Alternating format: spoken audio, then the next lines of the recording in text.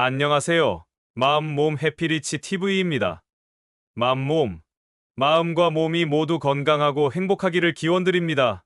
사람은 몸과 마음으로 이루어져 있음은 삼척동자도 다 알고 있는 사실이죠. 건강한 육체에 건강한 정신이 깃든다는 말은 고대 그리스 로마 시인 유베날리스가 남긴 명언이라고 하는데요. 건강의 중요성을 강조하기 위해 널리 사용되고 있습니다. 반면 정신의 중요성을 강조하는 말들도 많습니다. 생각하는 대로 살지 않으면 사는 대로 생각하게 된다. 프랑스의 작가이자 시인, 철학자인 폴 발레리의 명언이라는데요. 자신이 주체적으로 사고하고 계획하며 살아가야 함을 잘 표현하고 있습니다. 특히 불교에서는 일체유심조, 마음 닦는 공부를 많이 강조합니다. 현대인들은 몸에 투자하는 비중이 매우 높습니다. 건강이라 하면 몸 건강을 거의 전부로 생각하죠. 몸 건강도 중요하지만 마음 건강, 정신 건강도 함께 잘 관리해 나가야겠습니다. 왜냐하면 우리 몸에서 마음, 정신, 영혼이 빠져나가는 것을 죽음이라 하기 때문이죠. 그런 측면에서 붓다, 예수, 공자님 등 성현들의 지혜의 말씀을 통해서 우리의 몸과 마음을 건강하고 풍요롭게 행복한 삶을 누려나갔으면 좋겠습니다. 이 영상의 내용은 지은이 홍사성님이 부처님은 이렇게 말씀했다의 책을 기본 삼아 요약자의 이야기를 덧붙여서 재구성하였습니다.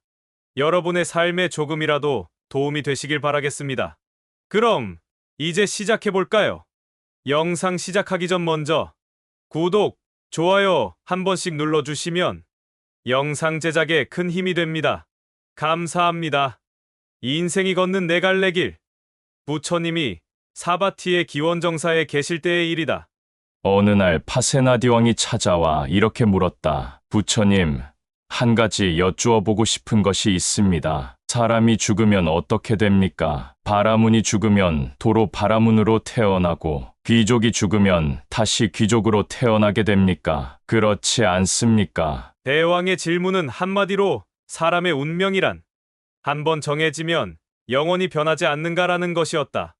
이에 대해 부처님은 단호하게 어찌 그런 일이 있을 수 있겠는가라고 가로막으면서 다음과 같은 비유를 들어 설명했다. 인생에는 밝음과 어두움이 있고 그것은 다시 네 갈래의 길을 만들어 갑니다. 어둠에서 어둠으로 들어가는 길, 어둠에서 밝음으로 들어가는 길, 밝음에서 어둠으로 들어가는 길, 밝음에서 밝음으로 들어가는 길이 그것입니다. 인생에서 이렇게 밝음과 어둠이 교차하는 데는 모두 그럴 만한 이유가 있어서입니다. 어둠에서 어둠으로 들어가는 길이란 어떤 사람이 비천한 가문에서 태어나 빈궁하고 하천하게 살면서 몸과 말과 생각으로 악업을 지어 다시 비천하게 되는 것을 말합니다. 비유하면 그는 피로써 피를 씻고 악으로써 악을 갚으며 뒷간에서 뒷간으로 들어가는 것과 같은 길을 걷는 사람입니다. 이와는 달리 어둠에서 밝음으로 들어가는 길이란 비천한 가문에서 태어났지만 어둠 속에서도 몸과 말과 생각으로 선업을 닦아 훌륭하게 되는 것을 말합니다. 비유하면 그는 땅에서 평상으로 올라서고 다시 평상에서 코끼리에 올라타는 것처럼 날이면 날마다 밝음으로 상승의 길을 걷는 사람입니다. 이와는 반대로 밝음에서 어둠으로 가는 길이란 훌륭한 가문에서 태어났으나 몸과 말과 생각이 바르지 못해 악업을 지음으로써 그 과보로 비천해지는 것을 말합니다. 비유하면 높은 누각에서 코끼리 등으로 내려앉으며 다시 거기에서 평상으로, 다음에는 맨 땅에, 그리고 마침내는 구렁텅이로 떨어지는 것과 같습니다. 한편 밝음에서 밝음으로 들어가는 길이란 좋은 가문에서 태어나 항상 몸과 말과 생각으로 선업을 지음으로써 더욱 훌륭해지는 것을 말합니다. 비유하면 아름다운 누각에서 더 아름다운 누각으로 옮기는 것과 같습니다.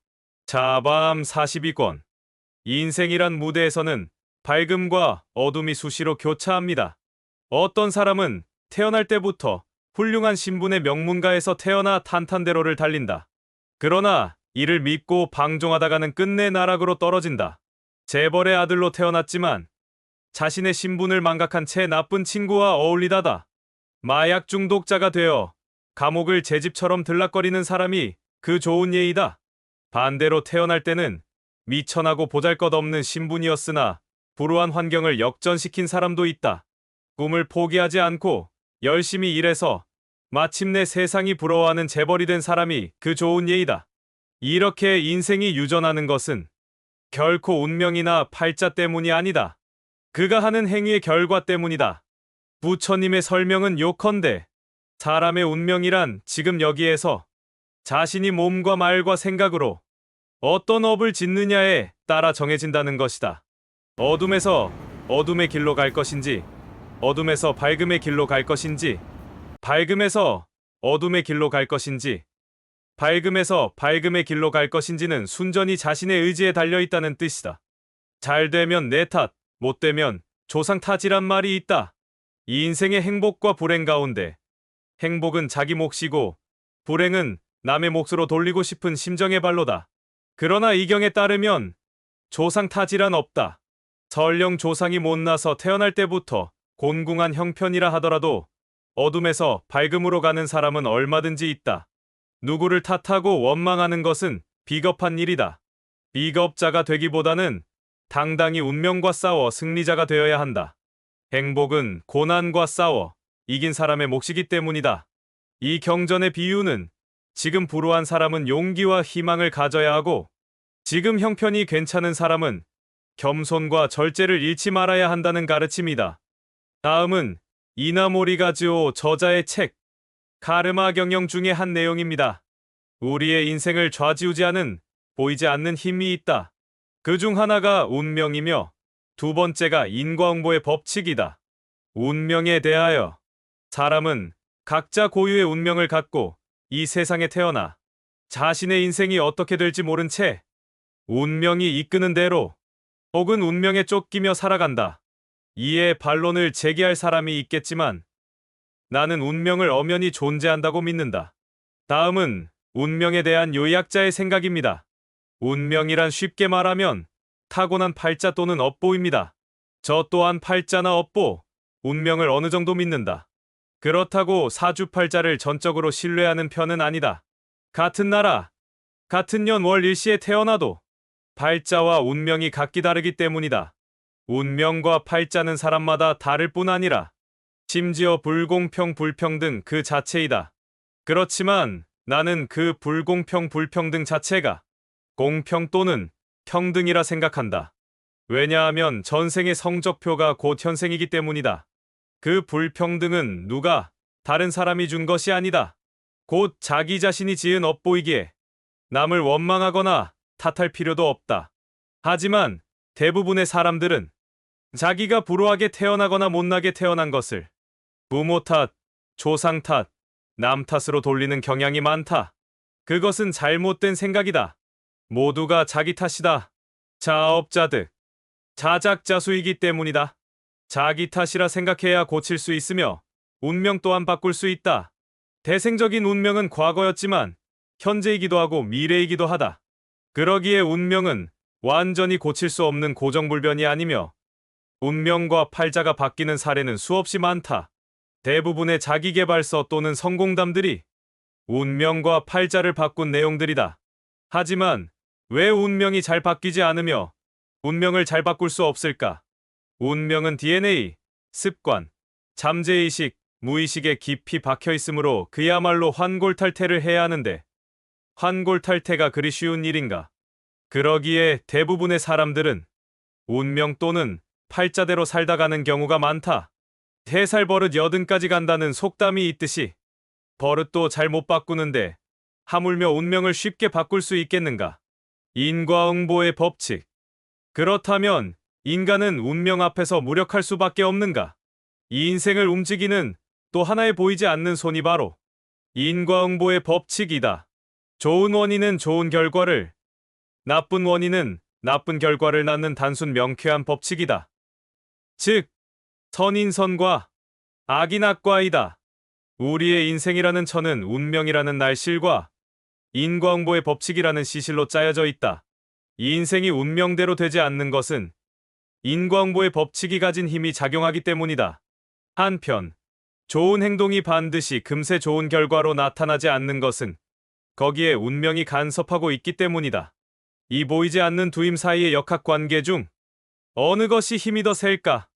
나는 운명보다 인과응보의 법칙이 더 세다고 본다. 인간은 운명의 지배를 받는 한편 자신의 좋은 생각과 좋은 행동으로 운명을 변화시킬 수 있는 존재이다. 인과응보의 법칙은 달리 표현하면 인연과 법이다. 인앤드 연에 따라 그 결과가 달리 나타난다는 말이다. 인은 직접적인 원인이며 연은 간접적인 조건이다. 예를 들면 요즘은 누구나 운전을 한다. 내가 직접 운전을 하는 것은 직접적인 원인, 인이다. 그러나 공교롭게도 하필이면 그 장소, 그 타이밍에 누군가가 내 차 뒷공무니를 들이박은 것은 간접적인 조건, 연이다. 그런데 차에서 내려보니 상대가 예전 고등학교의 친한 동창생이라 조금 전에는 화가 잔뜩 났었는데 금방 분위기가 좋아져서 잘 마무리하고 헤어졌다. 이런 것이 인연이다. 좋은 인연을 선연이라 하고 나쁜 인연을 악연이라 한다. 이 역시도 선연선과 악연악과이다. 그렇지만 나쁜 짓을 하면 벌을 받는다라는 부정적인 측면보다는 선한 마음과 선한 언행은 좋은 결과를 가져온다는 긍정적인 측면을 강조하고 싶다. 이것을 달리 표현하면 일체유심조의 원리이기도 하다. 모든 것은 마음먹기 나름이다. 모든 것은 마음먹은 대로 이루어진다. 꿈은 이루어진다고 강력히 믿자.